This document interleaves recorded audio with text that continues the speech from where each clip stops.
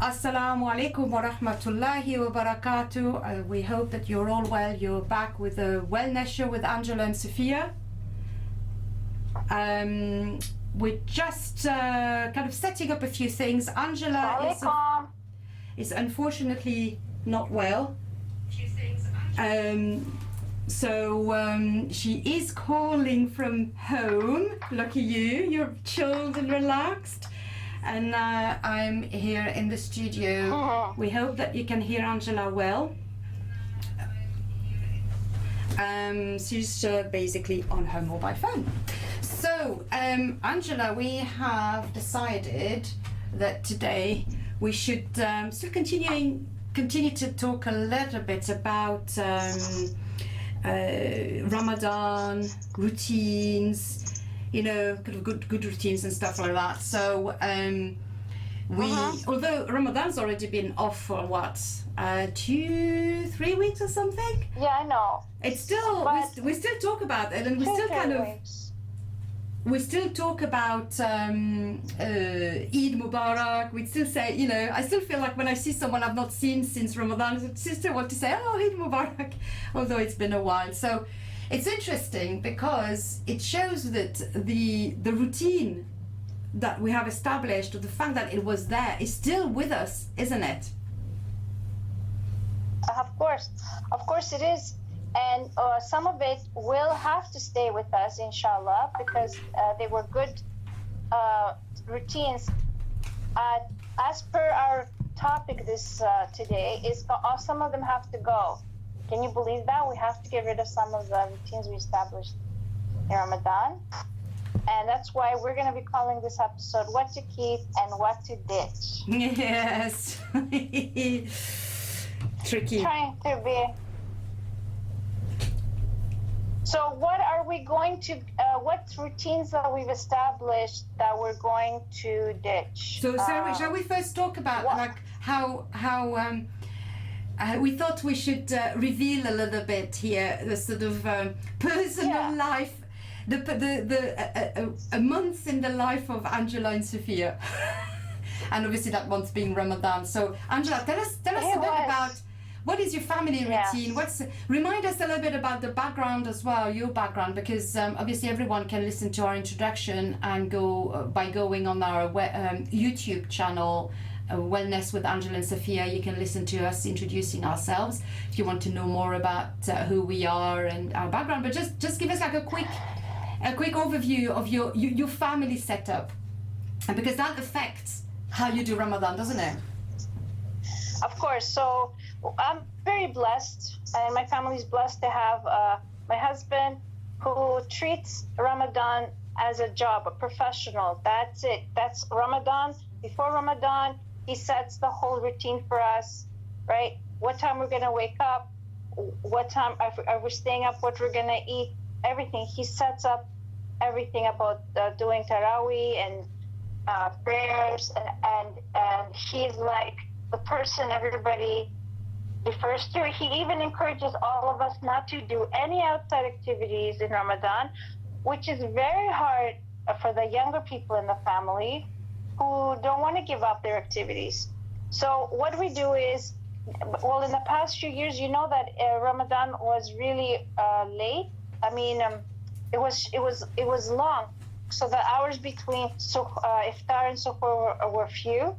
So we would definitely, the grown-ups, like me, my husband, maybe an older child, would stay up. We would stay up the course of those hours. We would, eat and make sure everybody wakes up to pray. So everybody was, we were up to make sure everybody else wakes up to eat and pray. So that was, that's a standard routine. But this year, a little thing changed, that I had to go to Canada in the middle of Ramadan. I have family in Canada, so it wasn't like for fun. It was, a health issue going on in Canada with a family member. And that affected me, and I realized how blessed I am that my husband at home treats Ramadan so reverently and so importantly. Like, he set the tone. And so when I wasn't home, it was hard for me to, I was fasting, but it didn't get that spirit, that togetherness. And he would wake me up actually for Fajr. He would call all the way from the UK to wake me up on time. Oh. Which I give him a lot of credit, mashallah. But what I realized is sometimes this iftar Ramadan is a lot to do with family and your routines in the family, and doing it together as a group is so important. Otherwise, you flounder. Yeah. So remind us your background, where your husband is from. Okay, so we have a very interesting background. My husband is Greek, born and raised. So he's like a second world baby, right? He went to university in Greece. He went to the military in Greece, and then after he finished all that, he wanted to go on a trip. He went to Kenya, found a job there, and also that's where he found Islam in his early 20s. So, he had no intention of he wasn't searching for anything, but Islam found him. MashaAllah. So basically, and then he became Muslim. So it just shows that you can come from a completely external background. No, you've not established this, because that will come a bit later when we talk about how to establish routines.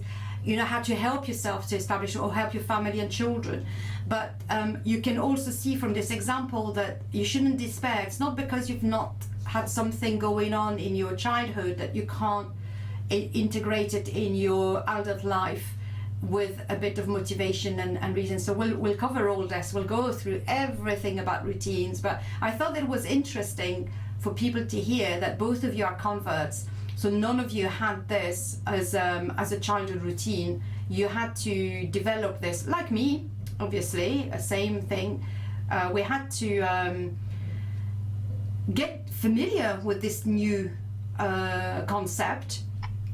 We have talked about fasting extensively over Ramadan. There are a couple of shows that you can listen to again, where we talk about how we struggled with our first fast, etc. So it's not really about that now today. It's more about how you establish this new routine. So yeah, I thought that was quite an interesting point. So basically, you find that the fact that you had someone who had some form of natural authority, being the head of the family, he was in this position to say, this is what we're doing, and no one could really argue. Like sometimes children can argue with moms. Definitely it helps. They will feel comfortable to come and tell me their grievances and stuff, but with the dad they're more like they hesitate to do that. They might discuss it, this is how it is, guys. Definitely. So for us, we have a similar sort of thing where I don't think it's as structured as you, where this is what we're doing. Kind of, it's not as much said, but just from sort of past routines, past years, we kind of know. The children know Ramadan's coming. Some of my children now are between the age of 14 and 21. So that's it. Now they're older and more mature, more understanding of everything. They know Ramadan's coming. They just know the dates, and they know that from that date onwards, that's it. We're all fasting. And because you mentioned the short nights, so my younger two, the older two, when they started fasting, the age of properly from the age of 10ish onwards, it was still quite long. So they were sleeping, and they would I think when they started waking up for suhoor, maybe when they were 8, 9, something like that, properly, and so they would sleep early-ish after Isha, and then wake up and have suhoor. But the younger two started fasting properly when it was the middle of summer. Very, very short nights. And because they're homeschooled, and one of the reasons we wanted to homeschool as well is for them to be able to do these special months of Ramadan without struggling with sleep and the school routine, because obviously that brings an extra challenge. And so they would say, oh, oh great, we love Ramadan because we can stay up all night. Yay! Because obviously, you know, and by the time you had prayed in July, August, June, July, by the time you had prayed Isha and Taraweh, it was like midnight, 12:30 at the earliest. And then you had to stop eating. I think the earliest was like 2:30 at some point, something like that. So you only had like 3-4 hours, 4 hours of night time where you could eat and drink. So obviously we didn't really want to stop them doing this because they needed to have that the liquids and stuff. So yeah, but the problem is obviously is that now they're into that routine. Ramadan means I'm pulling all-nighters for 30 nights. And we told her, said, look, you know, this is April now. You can sleep for 4 or 5 hours. And especially at the beginning, you could potentially sleep for a good 4 or 5 hours. And they're like, no, it's not part of Ramadan. Ramadan is about, you know, staying up at night, talking to the cousins over, you know, online and having midnight feasts and just that sort of, and you know, I'm like, okay, well, fair enough, to be honest. You know, again, the younger two are still homeschooled, so they had some lessons. Well, but it's still. You see that as they get older, they're gonna self-regulate. This is true. This is exactly what I was. Worry yes. If they're going to be able to adjust later. Yes, everybody regulates themselves as their life changes. And we saw it with my second son, who is doing his A levels, and he had some mornings he had to go into college quite early. So those nights, the night before, he would sleep for a few hours. The only problem is that once he's very asleep, it's very hard to wake up. It's like a log. So yeah, it was a bit of a trade-off, but it's a bit difficult sometimes. But yeah, it's this is basically how we. But the rest, obviously, people we were going to Taraweh or praying Taraweh at home, and so it's just a special. It's a very special month, and yeah, there's a lot of blessing. It's very tiring, and this is what leads on to what we were saying about the good habits. There are quite a lot of good habits you can keep from Ramadan, but there are a few habits that you get in Ramadan that you should ditch. So what do you think, Angela? What would you like to say about that? Well, I think quickly we'll say, I'll quickly remind us, what do we keep? We keep the habit of doing extra rakahs. We keep the habit of reading the Quran. We keep the habit of possibly fasting, you know, those sunnah days. There's a lot of things we can keep that has to do with ibadah, but what we need to change definitely is eating late, sleeping. We need to get back to to good sleeping habits, and hydrating ourselves. 3 key for health, wellness. Yeah. Yeah. Definitely. So very, very important.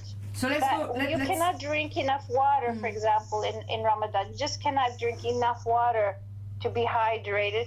And I guess this is part of the sacrifice.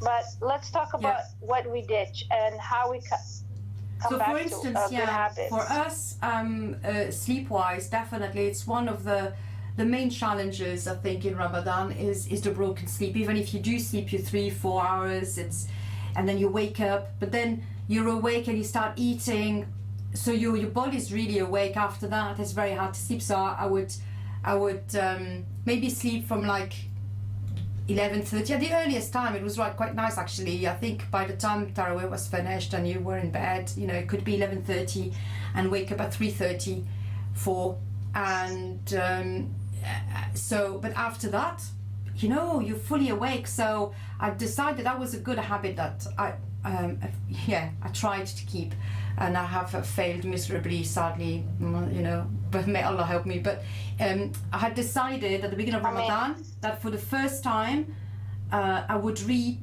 the whole Quran in French from beginning to end. And I think I managed to do 25 juz, because after a while, at the end, I became ill. I had a neck issue and I was in a lot of pain. I had to break my fast. and so I think that went a little bit. Well done. But 25 juz, yeah, and it was really interesting because you could see the narrative of the Quran from the stories that are linked and how they're repeated, and when you read it this is for the first time I think I understood the blessing behind the recommendation of reading the whole Quran in 1 month.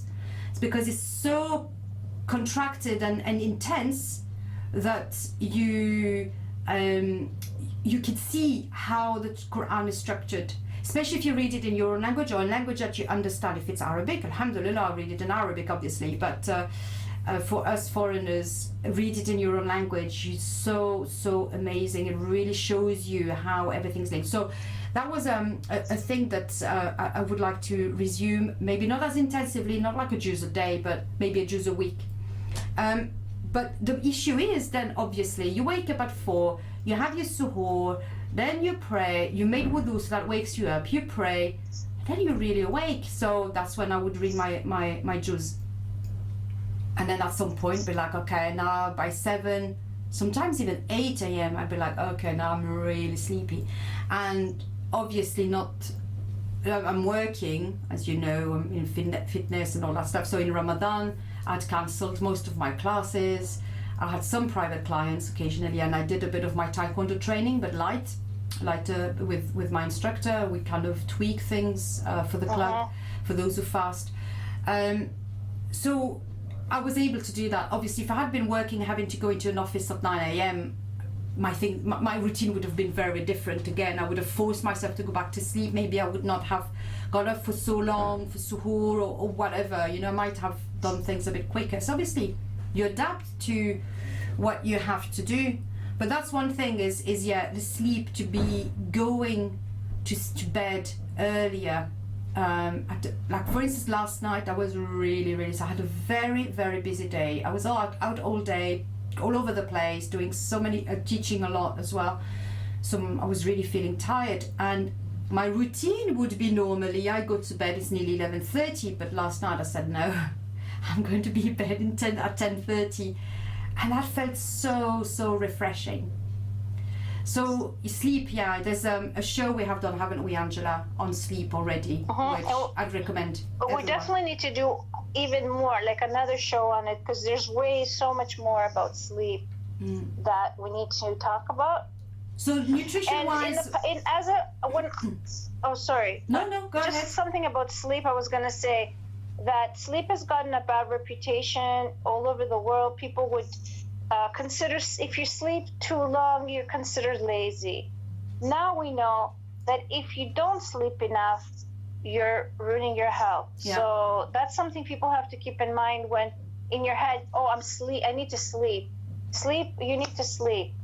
You're not lazy when you're sleeping. You're not lazy. You are recharging your batteries. And I'll add that you need different types of sleep depending on your age.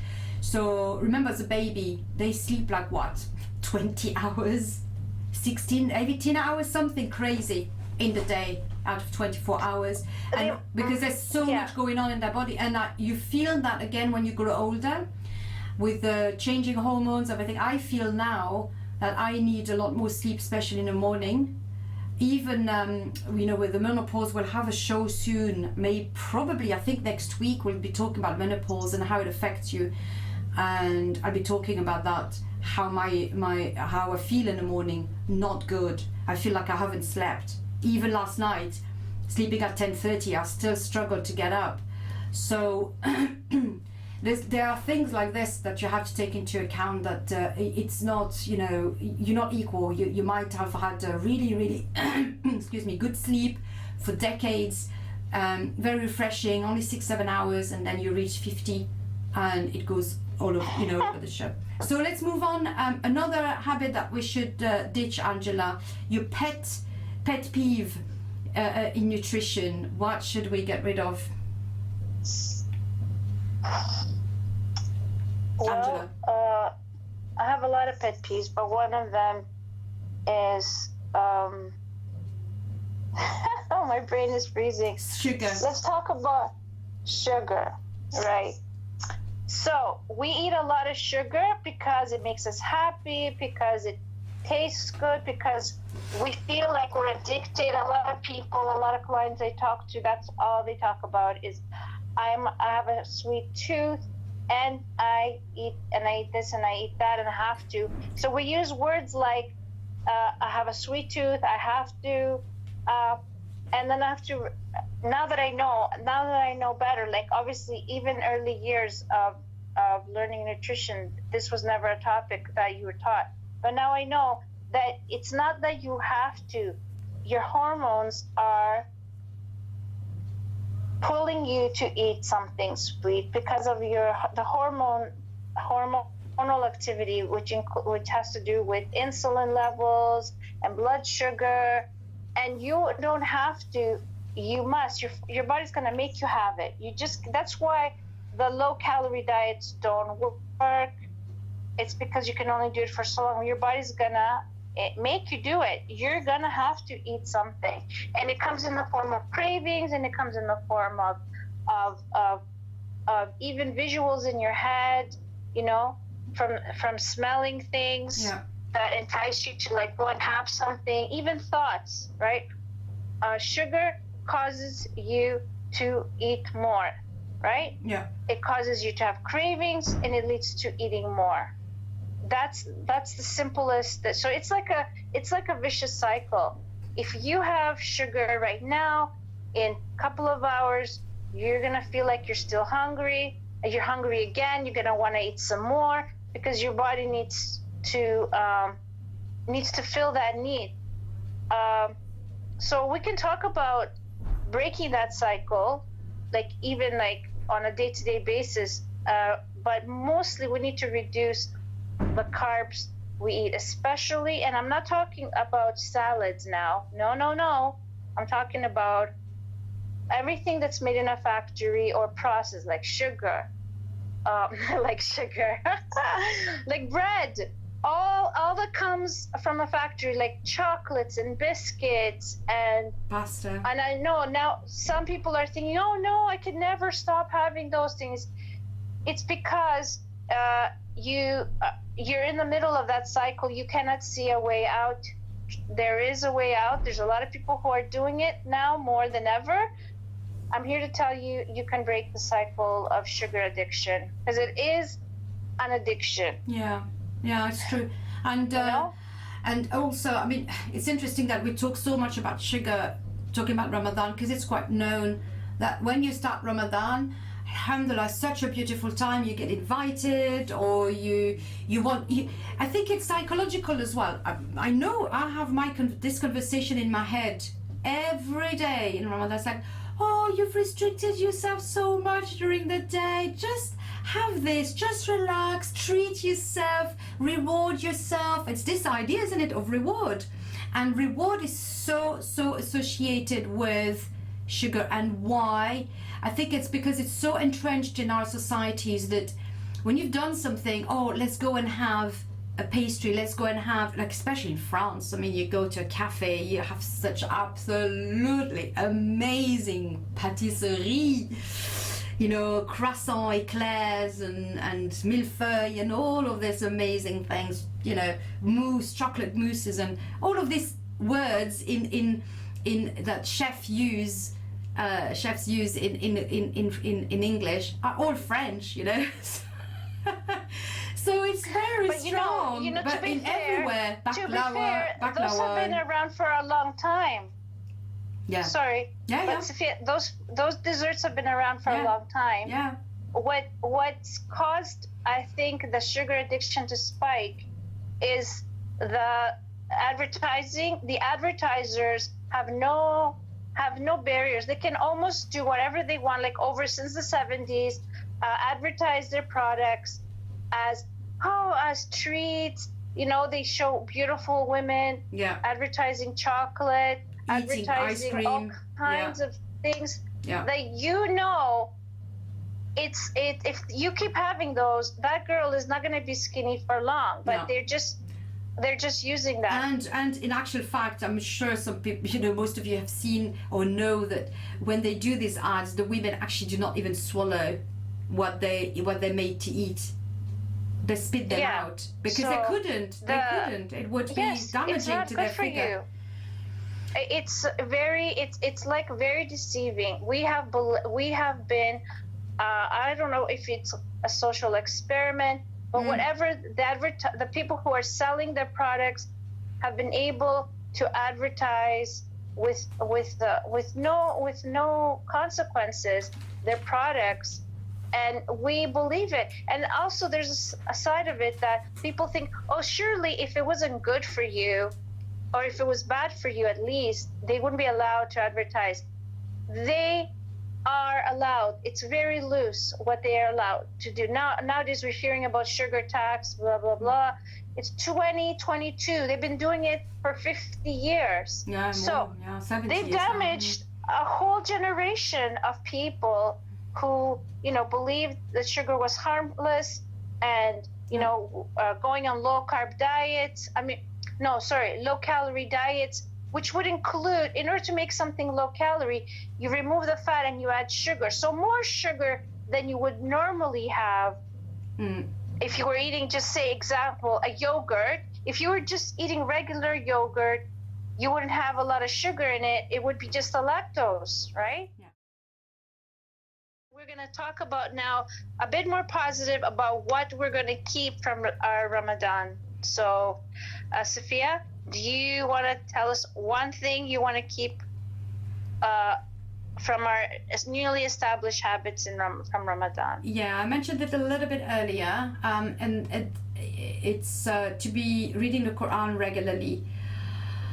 I find that sometimes, life takes over. I think most of us can relate to that. You wake up in the morning and it's like bam, bam, bam, bam, bam, one thing after the other. There's another thing as well that I started doing, which I kind of been doing it on and off over the years, but not regularly at all, is praying a Doha prayer, the middle morning prayer, which has a lot of benefits. Because we know everything we are recommended to do, either told to do by Allah or recommended from the Sunnah or the Prophet Sallallahu Alaihi Wasallam. We know there's benefit in it, okay? We don't need to know the science behind it. We know we have benefit, but it's always useful to know when there's a science behind something. It helps with your motivation, but we know the blessings of praying Salat al-Duha, and there's obviously the reward is that if you've prayed it and I'm paraphrasing, the whole day is guaranteed for you or something like that. But what I find is that when I pray it, because I get up, I'm busy, maybe I get ready, and then breakfast, and then I've got something to do and another thing to do, and then it's Dhuhr time, and I feel like I'm chasing my tail. But I find that if I'm forcing myself to, before I start, or when I've started a few things, and then hold on a minute, it's middle of the morning now, I'm just going to stop. It's not a fast prayer, it's a prayer I decide myself to make time for. It has a different quality, that prayer. It's really interesting. It really has a different quality. It's not like I love my other prayers because I know like how they regulate your day. So that's part of a routine that we will talk about. But I find that this particular one is quite amazing because it stops me, or it starts my day if I prayed a little bit earlier in the morning and it's already bright, especially in the summer. Like, oh, this is my special one that I decided, like my little gift, and just asking Allah to, kind of a connection. So that's one thing that I'm trying to do. So for this morning, I was a little bit disconnected, I think. I don't know what was the right word, but because obviously you were unwell and you couldn't come into the studio, and I thought, okay, how are we going to do that?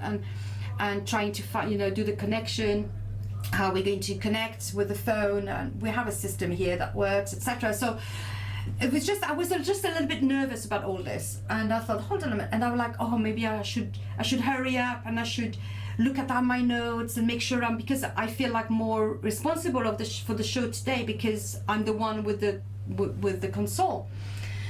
And I thought, hold on a minute, you know what you have to do. Just don't worry about anything. Just pray your Surah al-Duha. go back to that one. And I'm like, no, you know, the conversation you have in your head. No, I'm going to be so busy. I've got to do this. Is more important, not more important, but like, the question was, do I have time to squeeze it in? Yes, you have time to squeeze it in. It's just like going back and forth, left and right, you know. Yes, that's it. Talking to ourselves, trying to convince ourselves to do what we should be doing. We want to do. Yeah. We're going to regret if we don't do. Yeah. But we're still arguing about it. Yeah, exactly. And so it was. I'm telling you all this about it because it just shows how when you want to establish a routine or do something a bit different out of the ordinary, you have to go through that process of arguing with yourself. And you really, really, really, really have to not give up. You know, just no, I'm going to do it. I'm going to do it. It's okay.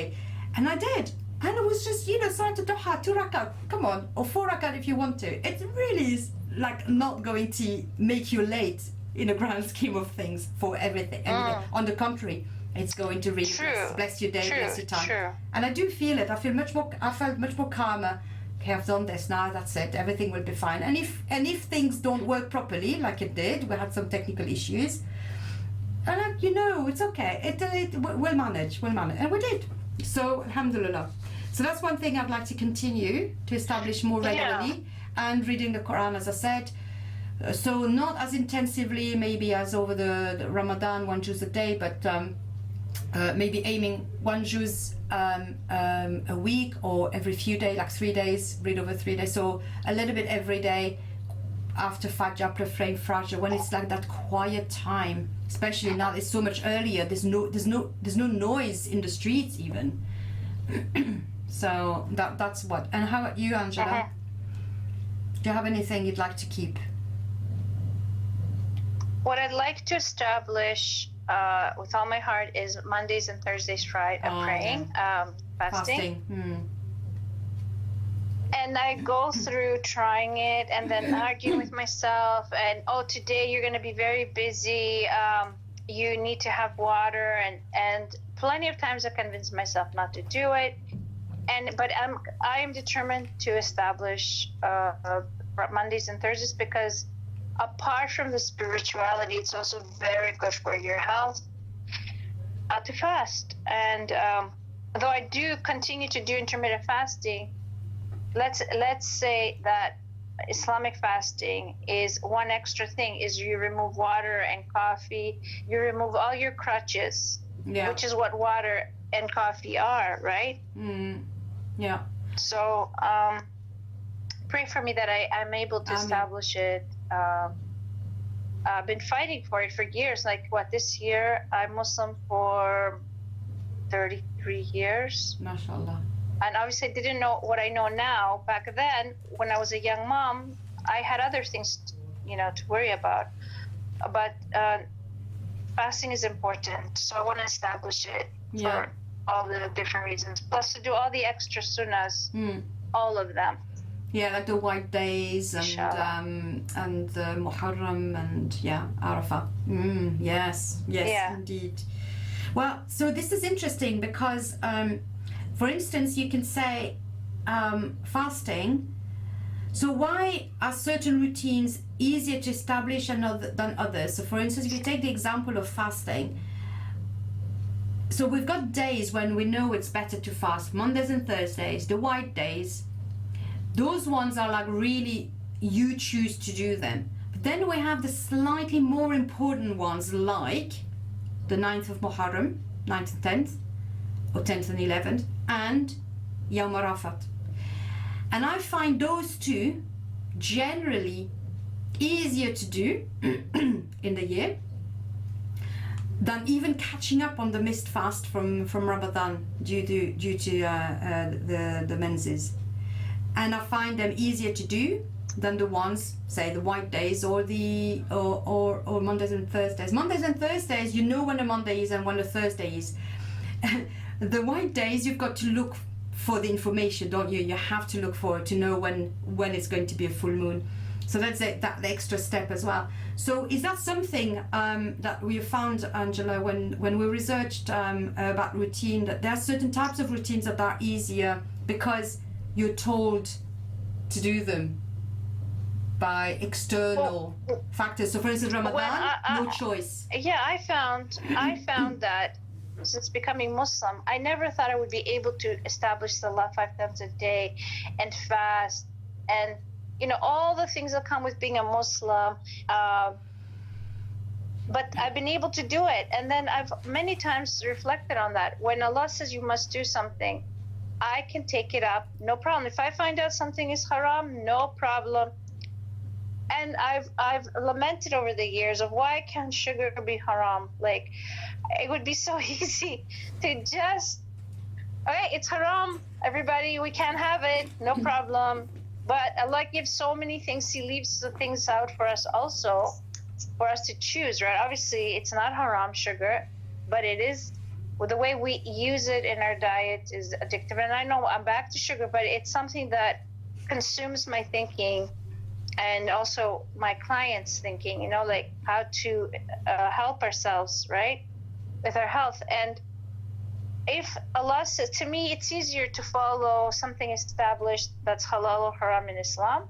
But when it comes to other habits like establishing exercise, I could do it for 3-4 months, and then something will happen to change my routine, and all of a sudden I'm off my routine again.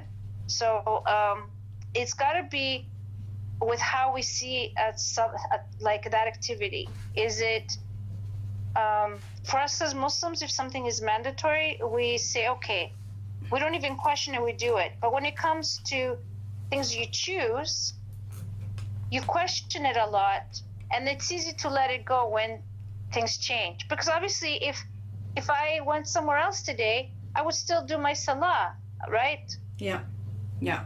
But when it comes to exercise, I'd say, oh, I'm doing this today, so, you know, forget it. I'm not going to exercise today. Do you know what I mean? It has to do with the importance of how you perceive if it's important. Something is important, you do it, no matter what. Very true, very true. So other things that we could continue from Ramadan, apart from fasting and maybe reading Quran more regularly, there's also continuing to do charitable acts. It doesn't have to be money, but being generous with your time, being generous with what you own, sharing. You know, there's so many different ways you can do that. And there's a hadith that was that's recorded in Sahih Muslim, which says, when a man dies, his good deeds come to an end except 3: ongoing charity, beneficial knowledge, and righteous offspring who will pray for him.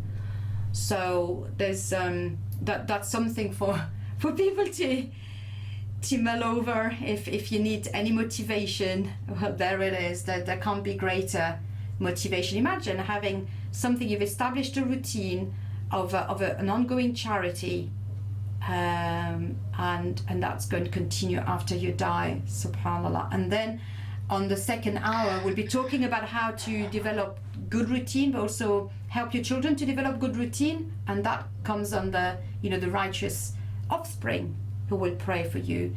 Alhamdulillah. May Allah help us and help them with that. It's another thing as well which happened maybe more in Ramadan, because we have to eat all at the same time, which is at Maghrib time. Everybody drops everything.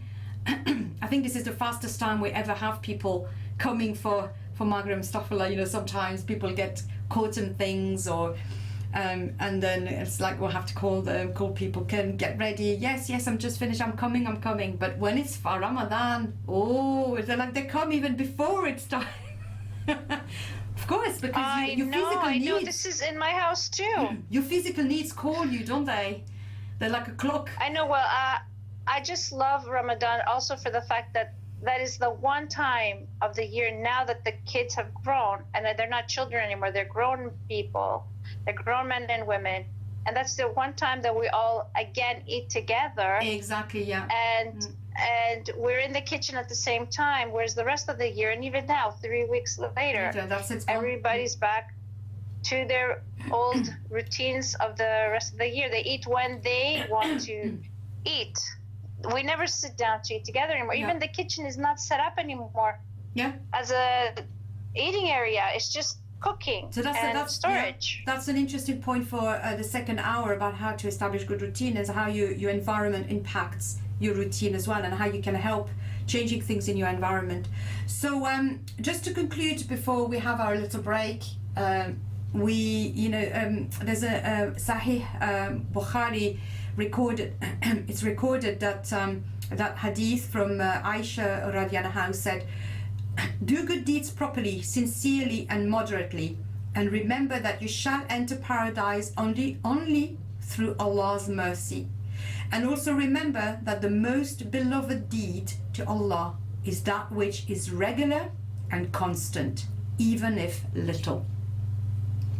So you don't have to go to do amazing big things for everyone to see or that transform the world, which is great. Go for it if you can. But also remember little deeds that benefit you and your immediate family, for instance, and are consistent and regular, then that are most beloved to Allah. In the past hour, we've been discussing sort of the bad habits from Ramadan that we should ditch, and the good habits that we should keep. And just a quick reminder of the shows that we've had in the past that cover some of the topics. So one of our first shows, I think it's probably number 3 on our Wellness with Angela and Sophia channel on YouTube. And also some of these shows, not all of them, some of these are also available as podcasts on Spotify and Stitcher, and it's sometimes easier to just put it in the background rather than having a window for YouTube open. So know that you just find us Wellness with Angela and Sophia on Spotify. So past shows that are of interest on this topic is, I think, number 3, New Year's resolutions, which was a very popular one, which is a very popular one actually. It's got a lot of really interesting concepts about habit formations there. We also covered in a previous show intermittent fasting and fasting, the different types, and religious fasting and cultural fastings and fasting for diet reasons. That's a recent show that you find on YouTube now that we did on during Ramadan. Previous show as well of interest, one on sleep and another one on sugar. So do go back to those ones, listen to them. Full of information. As you know, we love sciencey bits, and we all love giving tips as well, because it's not just about understanding how things work, it's also about, giving you ideas on how to make some changes into your life. So now, Angela, we'd like to talk about, generally speaking, how to establish good routines. We talked about the importance of routine, especially in Ramadan, but now how to establish a good routine. And what I was going to start by saying is, I mentioned it a little bit earlier as well, is that there are some routines that are easier to establish simply because they're just compulsory. I mean, this is, Ramadan starts, 1st of Ramadan, I don't think about it, I switch off a part of my life, and I switch on another section of my life, and I go, we all do that overnight, virtually. We are told, yes, confirmed, tomorrow is the 1st of Ramadan. Overnight we flip, don't we? And we fall into that new routine. So it shows that it is possible to go overnight cold turkey from one to the other. Yes, we might have some headaches. Yes, we might feel a bit tired. Yes, the first 2-3 days a bit odd and you get into the routine, but it shows that within a week or a few days we are, and that's the beauty of Ramadan, that it's we're customized days, because we're accustomed to it. Mashallah. You have time to go through it. You go to the peak of the first 2 weeks, you're like, oh my God, we'll have another 2 weeks to go, and then that's it, you've gone over that hill. So some routines are easier to establish, but let's talk about the routines that are coming from your own decision. So it could be Angela, with your clients, you see that routine to change dietary habits. For me, in the fitness, would be routine to establish a routine about exercise, but it could also be just generally speaking in our daily life. So we are constantly asked to establish routines. So what's your relationship personally, yourself, Angela, with routines? Are you good at establishing routines, keeping at them? I have to say that it's easier to establish things that I have to do, which is related to Islam. Yeah. And everything else, which is exercise, establishing exercise long term. I've had a relationship of doing it for, a while, like months.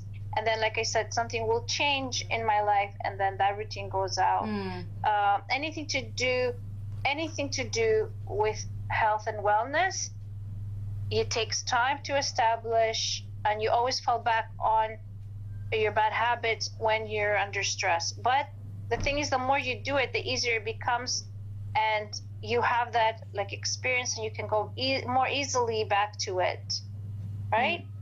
Like, look, you let's use you as an example. You started going to the dojo, and because you were committed to go, and financially too, you were paying, so you started going, and then it became part of you as a habit, right? Oh yes, now I can if you feel didn't it. go for a week, you feel out of sorts, like it's not normal. But if that was 10 years ago, you didn't have that in you. So it takes time to build something. It's interesting you take that as an example. My taekwondo training, that I started about 10-11 years ago now, because it shows, sometimes some habits, although the habit of doing it comes quickly, your body might not get into the habit as quickly as your brain. So you want to do things, your body doesn't let you. So I had instances of injuries, like a massively swollen knee, and I couldn't do it for 5 weeks. I had to sit on the bench, and it was very frustrating. And that was because I was, I was into the routine, sometimes maybe overtraining, certainly overtraining, not resting. So, that you have to sometimes realize certain routines that you want to establish. You've got to give all of your parts involved into the routine. You've got to get them into the routine gradually. Sometimes we tend to kind of go a little bit overboard. I think one of the aspects of establishing a new routine is you really have to be realistic. Don't try to change too much all at once. I'm very much kind of a cold turkey person. So my relationship with routines is ambivalent, to be honest. I tend to say I hate routines. So, for instance, 30 days of Ramadan, I have seen the blessing of it, because the first week you kind of get into it. The second week you're like, oh, I still have another 3 weeks of that. And then after those 2 weeks have gone, as I said, you go over that hill or summit. For some it's an Everest, for others it's a little hill. And then you're like, oh, it's nearly the end, because you see the end. But what I like about it is that it's just 1 month. You're not required to do this forever. But everybody's different, right? Like, I'll give you another example. My husband, because with his journey to fitness, his journey to health, because he used to have high blood pressure, and as soon as we discussed a way to reduce the blood pressure medication or even remove it, like literally we made a plan. 1, 2, 3, and the next day he established it right away, and it was no problem. Or when another example was to make kefir. I found out about kefir today. I read the benefits. I told him about it. We ordered the starter seed. Next thing you know, he's making it, and now he's been making it for 5-6 years, for a long time. He makes it. He's established it. Me, on the other hand, will have like, okay, it's very interesting. Let's do it. I start strong. Start strong. Yes. And then it's like, oh, this is like, I can't be bothered to make it every day. So there's some things I just don't want to. Yeah, there's some people, and you see this in physical training as well. Some people have got a lot of endurance. They're not necessarily fast, but they're very good at routines, and they're regular. Yeah, and other it people, serves them. It serves them. Yeah, and it serves them very well. We both we're quite similar. We're very enthusiastic, very impulsive, very excited, full of energy and stuff, but we don't have a lot of endurance. And for our listeners, the same thing happens with vitamins. Okay, I have a set of vitamins I need to take. Do you know, that is interesting, because I've established that routine. Absolutely, I could say religiously every day, alhamdulillah, for the past 10 years, I'm taking, and I think it's because I've seen such benefits. When I forget, for some reason, or say I go away for a few days and I forget to take them, that has happened. After a few days, I do feel a lot more tired and stuff.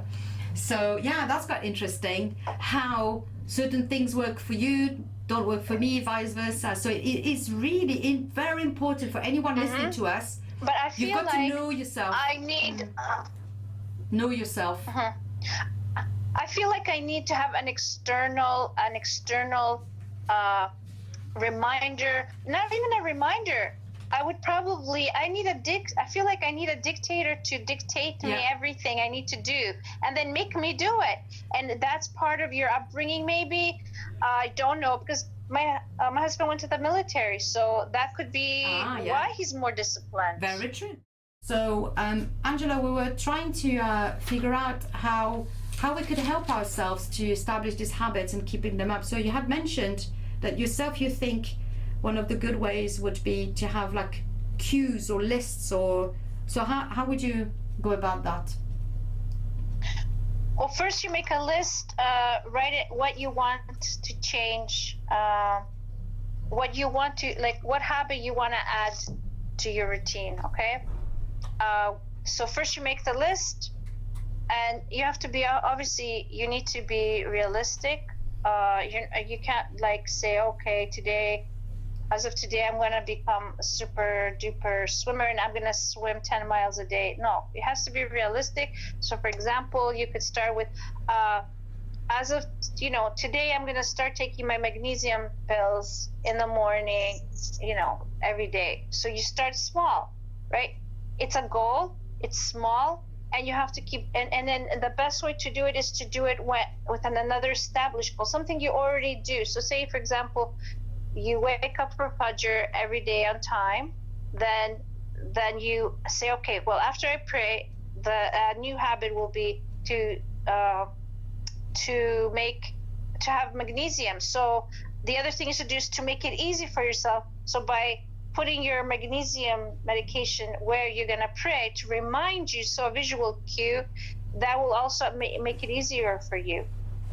But at the same time, if you want to like stop a goal, like a bad habit, you want to stop it, it's you have to make it harder for yourself to do it. So if you want to, if you're doing something you shouldn't be doing, maybe cigarette. I've never been a smoker, so I can't be sure this is gonna work. But for example, just make your cigarettes, put them somewhere inconvenient, so it's harder to get to them. Though I'm sure people who smoke will climb mountains to get to their ciggies. Yeah. But I don't know. Yeah, I can reveal. I really have no issue revealing some of my past bad habits, because it shows, how you can change. And obviously that was pre-Islam. That was my Jahiliyyah period until I was 27. So there's a little bit and I have to be merciful to myself, like Allah is merciful to us when we do mistakes. But I was a smoker until I was like from the age of 16 to 24, so 8 years. It's a long time, and it's very addictive. So as soon as you start, that's it, you're addicted very, very quickly. So as I said earlier, I am a cold turkey person. Once I understand something is good for me to do or bad to get rid of, I virtually can do it overnight. So this is what I did. I read a book by Tony Robbins, who's very famous in the life coaching world. He's probably the father of modern life coaching. And I read this book, 96, 95, something like that, about, I think, I can't remember what it's called, but taking control over your life or something. And it had as an example, changing the belief about yourself. And I think it's quite important when you want to establish a routine to not let yourself say, I can't, I've been doing this for too long, or it's too hard, or I can't. If you don't start, you'll never know if you can or not. And most things that are good for you, you can do them. You just have to be honest with yourself. You don't want to. That's not the same thing. So when I read this, that you can change your belief about yourself. Like, for instance, then at the time it was, I am not a smoker. That's not my nature. It's not part of me. That's not something we're born with. Naturally, men and women in this world are non-smokers. Smoking becomes a habit later on, and it's addicted in the addiction, etc. And it's an external thing you introduce. So once I understood this, I was like, oh, hold on a minute, yeah, that's true. I'm not. But why do I think I'm not really a smoker? But also it was about identity. No, this is not my identity to be a smoker. It's very much, this is why most young people smoke, is to look cool. Is to be part of a certain type of people and to look like older. And in those times, in the 80s, there was no advertisement about how bad it was to smoke. It was very cheap to buy. It was £1 a pack, or 80p a packet. Seriously, it was dead cheap, especially in France. And much more than in England at the same time, or Ireland. And I realized this. I was like, yeah, I can actually, this is not my identity. It would be much better if I didn't smoke. First of all, my clothes wouldn't stink, my fingers wouldn't be yellow and stink, but more importantly, because I'm quite independent-minded, I realized it was controlling my life. It was controlling my routine. So it was controlling what I was doing first thing in the morning. It was controlling when I was having breaks from work. It was controlling how much money, what I would spend my money on. It was controlling the clothes I had to wear, because I had to have pockets for my packet and my lighter. So all of this, I realized that is so toxic on so many levels beyond the health reasons. That was a revelation to me, and that's why I'm so open about it, because you have to really take it from so many different angles. I have been shown at school, they were showing us, they were starting to show us things about the toxic aspect of smoking, with the tar and the nicotine and all of that in your lungs and the addiction. But when you're that age, you're like, yeah, whatever. You think you're immortal, astaghfirullah, not immortal, you know what I mean? Like, oh, you've got such a long list. I don't care if it's not good for me, But it was all of the other aspects that spoke to me even more than the health aspect. It's when I stopped that I realized, oh wow, yes, it definitely has all this health impact. I can breathe better, I can smell my food, I can taste my food. Everything's so different now because I've stopped. So it really made a big difference to my life when I realized this. So that's why obviously when I talk about a cigarette, really anyone out there who's smoking, absolutely stop right now. And you really can, whatever it is. We use the example of cigarette, but it could be other toxic behavior. It could be, even things that we do from Ramadan. We try and be careful about our tongues. We try and be careful about what we talk about. We don't talk badly about people. We try and control our anger and snappiness with people, the words we use, etc. All of these are good habits to continue from Ramadan. So there's so many different ways you can be toxic to yourself and your health and others. So you mentioned earlier as well, I thought that was quite interesting, the idea of the cue. And you used the example of vitamins. Yeah, it was the same with me. When I tell this to my clients as well, when they have to do rehab work and they have to have a series of exercises to do every day, like a few minutes. Even myself, I want to practice my stretching. I always tell them, do these things when you're already sitting down. So for instance, you're already praying. You were talking about having your little tub of vitamins next to your prayer mat or where you pray. Same for physical exercise or your rehab work, your little exercises you need to do. Do them when you're already sitting down. You're already down on your mat. Well, that's the right time to do your little exercise. And after that, you can do your work. It's the same for me with the Quran, okay, that I was mentioning earlier.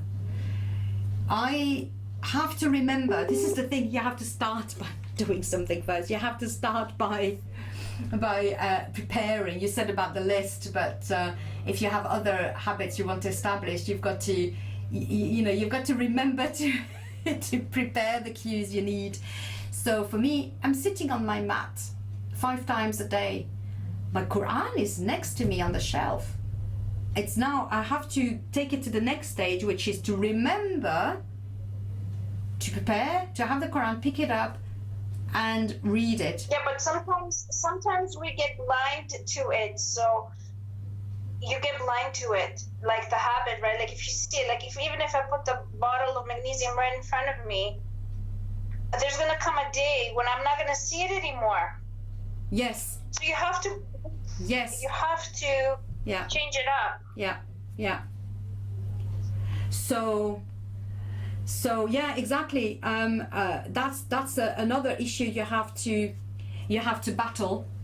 Is when you see something so much that you don't see it anymore, because it's so part of you. Because there's a thing with the brain that you have to be aware of. It has to filter so much information on a second basis, not even on a daily basis. Every second there's so much going on. There's colors, there's sounds, there's movement, there's talks, there's sound, all sorts of things, which means that it has to say, okay, that's not important, that's not important, that's not important, I don't, So you have to make the thing that you want to establish as a routine a really important thing. You have to see the object that will help you to cue you, like your cue basically, that you have decided to use to remind you. There's another thing that I found absolutely amazing nowadays with our smartphones. You can download alarm apps that speak to you. That was a revolution for me, Angela. It was amazing. You just download this app, you can find them, it's very easy.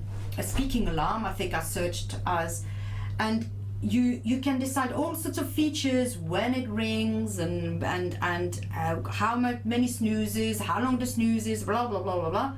But the main thing for me was you type the subject of your alarm, and you can decide whether you want it for it to be spoken to you and how many seconds repeated and also. And that is revolutionary, absolutely amazing, because often I had a reminder, I would not see it from my calendar, or I would snooze it, or I would dismiss it without realizing. Or I would have an alarm from my phone, the one that's like coming with the phone, but I would not remember what the alarm was for, or I would just use it to wake me up.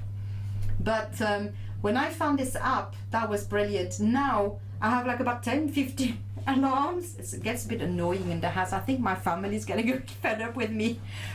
But I have this thing called, so it would be something like prepare for Pilates lesson, or send Zoom code for Pilates class. This, silly things like this, because we're just so caught up with our daily routines that all of a sudden we lose track of what time it is.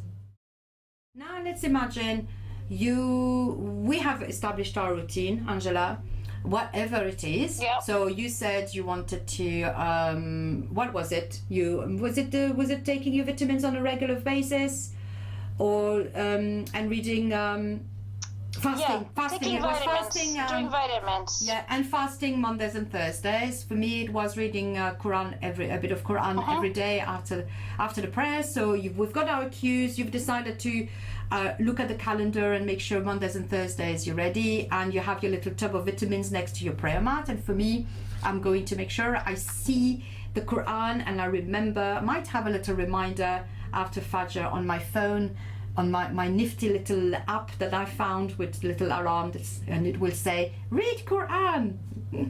So now we have the habit. So we've done it for a while, we have the habit of doing it.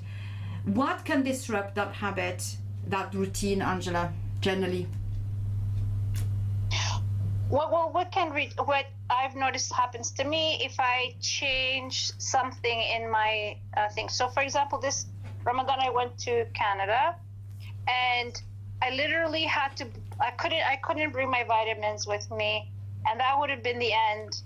But what I did is, as soon as I got there, I went and I went to a pharmacy, what they call a drugstore there, Shoppers Drug Mart, and bought the vitamins that I needed, put them in a prominent place, which is very important to me because visual cues. And sometimes that's still like a problem, but anyways, visual cues, and that's how I would remember to take my vitamins.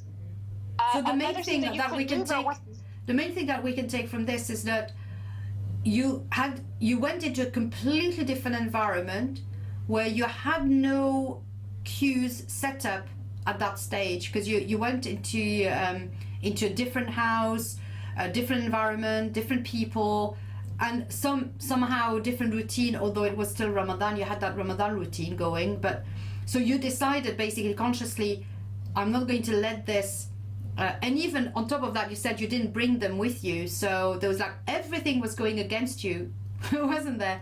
But you decided, no, I'm not going to let this affect me. I'm going to do my utmost to continue. So you just went to buy some replacements. So for some things it's quite easy, definitely, yeah. So so basically from this we can take that if you have an established routine, and we mentioned it earlier, you actually miss it if you don't do it, isn't it? Exactly. You have to make an effort. Like, you know how you're using your apps, that's also another thing to use. Anything to help you remember, remind you. You might even get annoyed at your app for reminding you. Yeah. But you set that up and you keep trying. And even if you forget, and even if you just fail, it's still, this is like how the process works until it becomes a habit. Yeah. You have to keep doing it for things to change. It's not going to change when you... Yeah. They don't change. Things don't change when you're ready. You decide on the change, you do the change, you walk the change, and eventually it becomes a habit. Like, you know, this thing that you've done with Taekwondo, adding this exercise routine into your life. It's taken a lot of energy, and now you're there. Now you are an athlete. You weren't an athlete. You pretend to be an athlete. You acted like an athlete. You did it. Now you are an athlete. Yeah, and it's alhamdulillah. There's the same thing with everything else. Yeah, I have what you said about your alarms or your reminders becoming annoying. I have a reminder that I keep on putting in and removing, removing. It's to do my daily stretching, because obviously in Taekwondo it's really important to have a lot of flexibility for higher kicks, but also it's very important as you age as well to keep your hips, joints, especially hips, but all joints moving. So I've got this thing that I want to do every day, work at improving my my stretching, and I do get rid of it because I just realized I'm not doing this every day. I'm not managing. I'm so bad. And so I remove it because I don't want to see it, that I'm failing. But then I realized, hold on a minute. It's just because, and we mentioned that earlier, just try and be realistic. I think my goal wasn't very smart, as in SMART. Like it was not measurable. It is measurable, definitely, but it wasn't sustainable. It was a bit too big. Every day is a little bit too much for me. So I've decided, okay, I'll do it every 3 times a week after I've taught Pilates, because I'm already warm, and that works a lot better. My mats are already out, so again I've got my cues. I've finished teaching online, my mats are out, I'm warm because I've done Pilates. It's perfect timing to do 10-minute stretching. And so this is an example of how if you aim for too high, it's not going to work. So you've got to tweak things, basically. Don't give up at the first hurdle. Tweak things, see if something works a bit better, reduce maybe the frequency, and then slowly build up again towards what you want to do. And obviously this is a kind of routine that might be more difficult if I travel, or but we always say, don't we, where there's a will, there's a way. Remember that one. There's a will, there's a way. And then remember doing it in small bits. So there's like, you know, like you said, you do it as a cold turkey, and you can start right away, right? Which works with a lot of people. But also, if you're very resistant, then introduce it slowly, like as a small habit. So an example from the Atomic Habits is to tell yourself you're gonna do 1 push-up. Yeah. Right? Atomic Habit. You do 1 push-up, and if you start 1 push-up, chances are you're going to do more than 1. Yeah, Angela, remind us what Atomic Habits. Atomic Habits by James Clear. James Clear. Mm-hmm. Atomic Habits is by James Clear, and he just clarifies what habits are and how our habits are built, how to remove bad habits, how to make new habits, and he gives it like a very precise way, 1, 2, 3, 4 ways of doing it. It's a very good book. I highly recommend it. You probably have to read it more than once, but make a start. You can even get it as a Kindle audiobook, so it really helps you understand how habits are built and how to break habits. He has some really good examples. So one of them is for how to add exercise, and you start with something small, so something that your mind doesn't even really notice. Like you just do 1 push-up, because we get a lot of resistance from inside of ourselves because our body doesn't want discomfort. So as soon as you do something uncomfortable from what it's used to, it resists, and that's why you have that internal dialogue, and sometimes you listen to it and you stop. So you start with exercise. Yeah, it's interesting that you mentioned Atomic Habit. There was an 18-year-old, I can't remember where I read that. Oh, it must have been a YouTube video or something, or a reminder on Facebook that I read, where an 18-year-old said that the most revolutionary book he's ever read was Atomic Habits, because it completely transformed the way he was revising for his exams. He used to be very easily distracted. Obviously, playing games is highly addictive, because you get a reward straight away as soon as you hit you hit your goal, etc. on your game, and so he struggled to find time to make time for studying. And he said that Atomic Habits said, again, you create your environment, you set up your cues, and one of the things he said was the best thing was to, when he decided in certain hours, he would put his phone outside of his bedroom and close the door. So his phone was nowhere to be seen. He could not communicate with his friend as much or whatever, or be distracted by that. That was the first step. And then also he would, turn his computer on and have a window open already on a website for revision. Or he would have the books open. He would set up the books, say at night before going to bed, he would set up his books on his desk open, so that the first thing he saw waking up, and that's the kind of clues, ideas I was giving my children as well recently for their exams, like the first thing you see are your books open. So before you even think about doing something else, you already have something, you have to make it easy for you. So you have to set up your environment. And another thing as well is to reduce the chaos around you. Have a decluttered desk, and for instance, if it's for studying, make sure you have the space, so you have your books ready, your pens, your computer. As soon as you turn the screen on, the first thing you see is a revision site, not your gaming site. And that reduces the temptation to go somewhere else. And that works for every habit you want to set up. Try and reduce in your environment what will distract you from doing what you want to do. Totally agree. Yeah. Totally agree. His book is very, very good. There's nothing really we can add to it. Yeah. So it's a very important book to read. So Atomic Habits by James Clear, revolutionary. But the interesting thing is that what he says is not revolutionary. It's common sense, but the way he structured it and the tips and the practical advice he gives, this is what was not available before. That's why he wrote it, because he realized it wasn't available and he was struggling a lot, and people were telling him, oh wow, that's really amazing what you're doing, can you help me do that as well? And it snowballed into, okay, I need to write this book, because obviously many people would benefit from this because they can't find it anywhere else. So that's a really good thing to do. So what else could we say about routine? I think we should finish off on giving advice maybe for parents. We'll touch a bit about how to help your children maybe up their revision routine, but what else, like say about the religious routines? Well, what I'm going to say about religious routines, first you have to, in this day and age, modern parents are faced with a lot we get faced with a lot of criticism, and we're worried what others will say if we enforce certain things in our children, like what the school is going to say, what if we're converts, what the rest of the family is going to say, so on and so forth.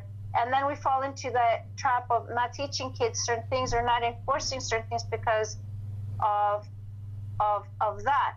But we have to realize we are the parents. We're charged by Allah to raise these children.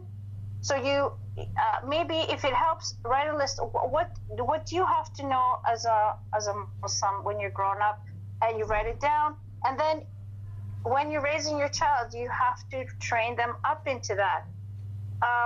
Yes, some things are controversial, like modesty in wearing clothes for boys and girls, because yes, even boys need to dress modestly. Yeah. But we treat, like I use this as an example, if we can raise our kids, okay, you cannot have pork, you don't eat pork, right? We don't eat pork, we're Muslim, we don't eat pork. But you're a child. We don't say, but you're a child, it's okay if you have bacon now, but when you're 13, you're not going to have bacon anymore. Like, yeah. I look at it like that. So we don't have bacon, we don't buy it, we read labels. We teach them to read labels when they're as they're getting older. We teach them to use the bathroom properly. What we call istinja. We don't say, well, you're not accountable right now, so we don't learn this until you're no. So this is where we teach them the things that become part of their their habits. So I think this is why a lot of young Muslims, when they get older, they won't drink or they won't eat pork because they grew up with it, but yet they'll falter on other aspects of their deen, like maybe because they're exploring or they're hanging out with friends that are not doing like salah or something. But hopefully if they grew up with it, they'll come back to it, right? But that's why a lot of young Muslims won't they won't eat pork and they won't drink they will remember to do istinja when they go to public bathrooms because they grew up with those habits and they feel uncomfortable if they don't do it. So same goes with every aspect of Islam, right? Like but obviously we need to talk to our children, encourage them, be kind, be merciful, but at the same time we have to establish what Allah said is halal and haram, and without feeling like we have to apologize. Yeah. Very important. So, I mean, and maybe that's why we homeschool too. Part of it had to do with the deen, like to establish a fasting, right? That easy, because I know a lot of parents whose kids go to public school, they're suffering, like, because at school they make it hard. Like the child can complain. You feel like they might think you are abusing the child because you are encouraging fasting, especially when child is a bit reluctant. Like I know someone who didn't really want to fast, and he went to school and said, well, my parents are making me fast and I'm feeling really thirsty. And the school called the home and told them, okay, so you have to drink water. But this child wasn't a child, it was 13, 14, and made a conscious decision to break the rule, get out of to break the rules and put their parents in a position where, well, they had to suspicious, yeah. Yeah. So, but habits, and some. The only thing is, I'll add that you establish the habits, we role model them. The step that's missing a lot of the times is like, so if you're teaching the child to be empathetic by you being empathetic, it's like role modeling empathy. There's come a point where you have to also enforce it. They have to teach them to do that empathy too until they understand what empathy is. Like, you cannot just keep lecturing them on what empathy is and then you being empathetic, but never letting or in making sure they're also show empathy to others, like even to yourself as a parent. We have to teach our kids by enforcing that action. They have to do that action. And sometimes you do have to lose out on something in order to learn consequences. We cannot just always just be a role model and say, well, I was a role model. Yes, you were a role model, but you also didn't. You have to also do that next step is enforce it, something. This is how it is, and this is how it is, right? With love and affection or patience, but never like thinking that poor child, that it has to learn to be empathetic, kind of thing, or it has to have some consequence, like nothing too serious. I suppose I could give you an example. Like a child of mine years ago now, he did something quite unpleasant that he shouldn't have done. And there was a trip to the cinema planned. Now, he did something to one of the people he was going to go with. He had to apologize, but we felt that if he just said sorry and still went to the cinema, it was not enough, right? We felt that he needed to feel that consequence. So on top of saying sorry, he also missed out on the trip to the cinema. Now, some people think that's harsh, but I don't think so. Sorry is not enough sometimes. True. Sorry is not enough. Like, you have to have more. So that's real life too, right? If you park on a double yellow line and you come across to the guy who's giving you a ticket, sorry is not enough. He's still going to give you the ticket, but you still should say sorry. Yes. Yeah, you're still going to get a ticket. Yeah, that's true. How it goes, right? It's real life.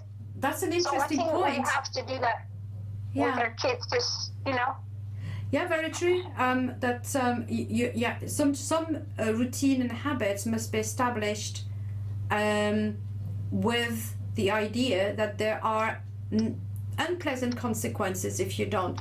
Some of it, actually, in Islam, we know, all of the habits that we established are good for us. Alhamdulillah, they're good for our health, they're good for this, they're good for that.